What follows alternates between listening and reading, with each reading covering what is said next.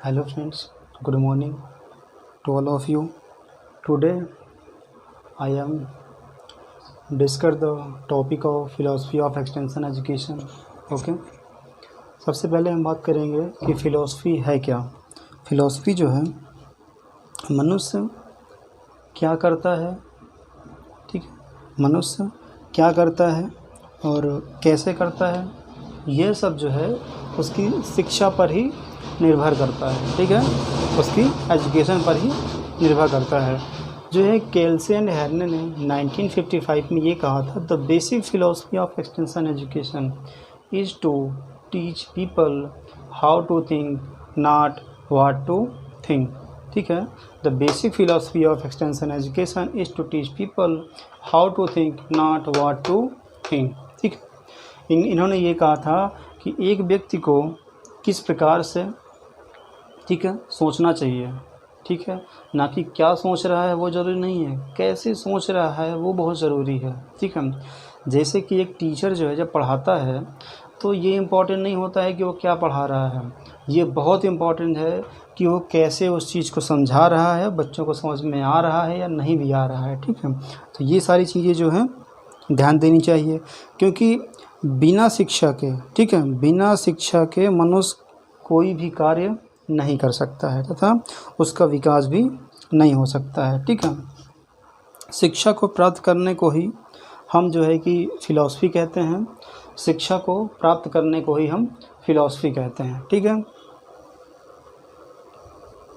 और इसमें हम बात कर लें जैसे कि इसका अर्थ क्या है, मीनिंग है इसकी। फ़िलॉसफी ग्रीक भाषा का शब्द है, ठीक है। फिलस प्लस सोफिया, फिलस मीन्स होता है लव या विद्या का अनुराग भी कह सकते हैं, या विद्या का धन भी कह सकते हैं, या हम सोफिया का अर्थ विजडम भी कह सकते हैं, love and wisdom respectively, okay. यहाँ पे विद्या का धन है और इधर है अनुराग या ज्ञान प्राप्त करने का ढंग, ठीक है। और इन्होंने जो है ये फ़िलॉसफी ऑफ एग्रीकल्चर एक्सटेंशन की बात करें हम तो इन्हों क्या बोलते हैं, डॉक्टर DTS सोहेल ने, ये जो पंजाब यूनिवर्सिटी के प्रोफेसर थे, इन्होंने 10 पॉइंट ऐसे दिए हैं जो एक लीडर को या फिर एक दर्शन में जो है कि सभी को अपनाने चाहिए, ठीक है। जैसे कि सबसे पहला इन्होंने दिया था ह्यूमन डेवलपमेंट, मनुष्य का विकास, ठीक है। जब तक मनुष्य का विकास नहीं होगा कभी भी विकास हो ही नहीं सकता है, ठीक है। फिर जो है उसके बाद घर का विकास है, पहले आदमी स्वयं का विकास करता है, फिर परिवार का विकास करता है, ठीक है। फिर जो है वो घर का विकास करता है, फिर फैमिली का विकास करता है, फिर उसके बाद है रिस्पॉन्सिबिलिटी, डेवलपमेंट ऑफ रिस्पॉन्सिबिलिटी, जिम्मेदारियां हैं, ठीक है। भाई अब एक घर में 4 सदस्य रहते हैं, ठीक है। अब एक कमाने वाला है तो भाई कब तक कमाएगा, जब तक उसके हाथ पैर हैं, ठीक है, हाथ पैर मजबूत हैं, शरीर में खून है। जब बीमार हो जाएगा तो कौन कमाएगा, कोई नहीं कमाने वाला है। तो इसलिए क्या है कि सभी को जिम्मेदारियों का विकास होना चाहिए, जिम्मेदारियों को समझना चाहिए। फिर नेक्स्ट है एरिया डेवलपमेंट, अगर कोई लीडर है या कोई एक्सटेंशन वर्कर है या कोई नेता है तो उसको क्या है कि अपने क्षेत्र में विकास कराना चाहिए, ठीक है। यहाँ पे एरिया डेवलपमेंट है। फिर नेक्स्ट है टीचिंग डेवलपमेंट है, ठीक है, शिक्षण का विकास। बिना शिक्षण के जो है कि हम कोई कार्य कैसे कर सकते हैं, मान लो हम पढ़े लिखे हैं, जब तक शिक्षण नहीं कराएंगे किसी को या बतलाएंगे नहीं तो हमारा ज्ञान किस काम का है। जब देखो, जब तक एक टीचर खुद को टीचर कब कहलाता है, जब तक वो दूसरों को नहीं पढ़ाता है, नहीं बताता है, तभी तो ज्ञान का उसको फ़ायदा हुआ है। अगर जैसे हमको ये चीज़ मालूम है, अगर हम आपको ना बताएं तो हमारे ज्ञान किस काम का, किसी काम का नहीं है। भाई कौन जानेगा कि हमारे अंदर क्या है क्या नहीं है, कि हम कैसे जानें कि आपको कितना आता है। फिर नेक्स्ट है कल्चरल डेवलपमेंट। कल्चरल डेवलपमेंट का मतलब है कि संस्कृति का विकास, ठीक है, अपनी अपनी संस्कृति का विकास करना चाहिए। फिर नेक्स्ट है बेस्ड ऑन ट्रूथनेस, कोई भी कार्य करो सत्य का आधार मानकर कार्य किया जाता है। नेक्स्ट है एजुकेशन डेवलपमेंट, जो यहीं बताया था भी, शिक्षण एजुकेशन दोनों हैं, ज़्यादा डिफरेंस नहीं है। डेमोक्रेटिक, प्रजातंत्र का विकास है, ठीक है। और एक लास्ट जो है लास्ट इसमें देख लेते हैं, अगर हम इसे परिभाषा के रूप में कहें, the philosophy is the philosophy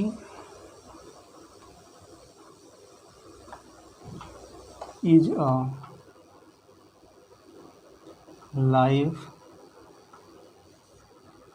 motivate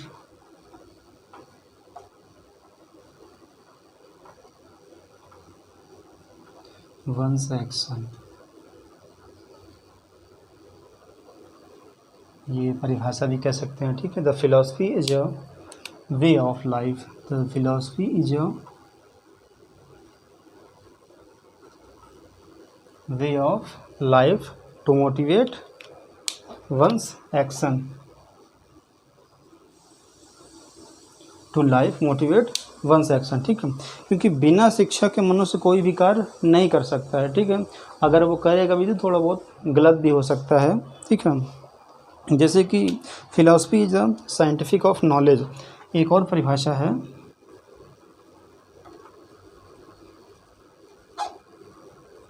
philosophy is the scientific knowledge, ठीक है। The philosophy is the science of knowledge,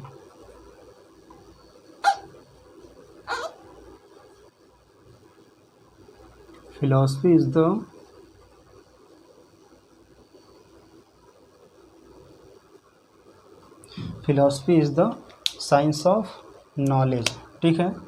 ये डेफिनेशन है इधर की फिलोसफी। और एक परिभाषा जो है कि राधा कृष्णन ने कहा है, अकॉर्डिंग टू राधा कृष्णन, और ये वाली जो डेफिनेशन है इसको फिट्च ने कहा है, FITTCHE, okay. Doctor Radha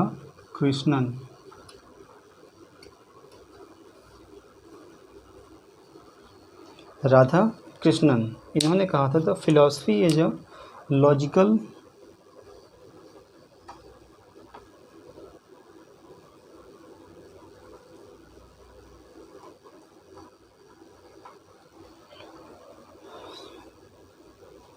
philosophy is a,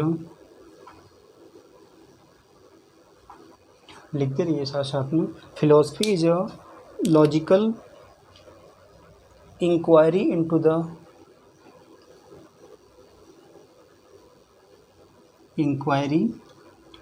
the nature of reality, ठीक है।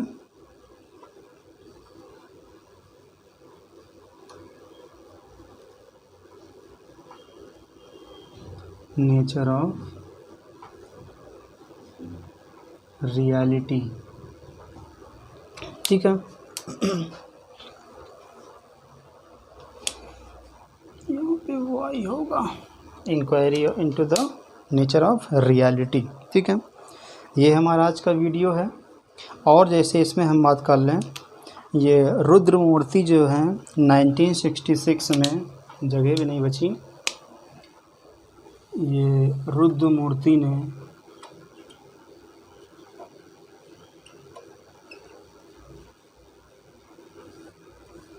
1966 में ये इन्होंने जो है कि मतलब कि दार्शनिक विचारों से संबंधित कैसे बताया है, ठीक है। इन्होंने कहा था कि मतलब कि प्रसार का जो दर्शन है, ये वेद, जो अपने वेद नहीं होते हैं, जैसे कि वेद हो गया या उपनिषद हो गया, ठीक है, उपनिषद हो गया और गीता हो गया, ये हमारे वेद तो यही है ना, गीता हो गया, उपनिषद हो गया, ठीक है। जैसे दार्शनिक विचारों से ही संबंधित बताया है, जो मानव अनुसरण के लिए महत्वपूर्ण है। एक मनुष्य को क्या है कि ये सारी चीज़ें बहुत याद रखनी चाहिए, जैसे कि गीता हो गया, कि गीता किसने लिखी है, गीता में क्या लिखा हुआ है, अध्याय कौन सा है, क्या क्या चीज़ें हैं उसमें, भाई वेद कितने प्रकार के होते हैं, ऋग्वेद यजुर्वेद सारे होते हैं ना, अभी 3 प्रकार के। वैसे उपनिषद कौन कौन सी अपने उपनिषद हैं, इन्होंने 1966 में ये सारी चीज़ें इसके आधार पे मनुष्य को प्रेरणा के लिए बताया है कि इसको अनुसरण करना चाहिए, ठीक है। यही हमारा एक दर्शन कहलाता है, ठीक है। इसमें कोई प्रॉब्लम हो किसी को तो कमेंट सेक्शन में लिख के पूछ सकते हैं, ठीक है। थैंक यू, बाय बाय, आपका दिन शुभ हो।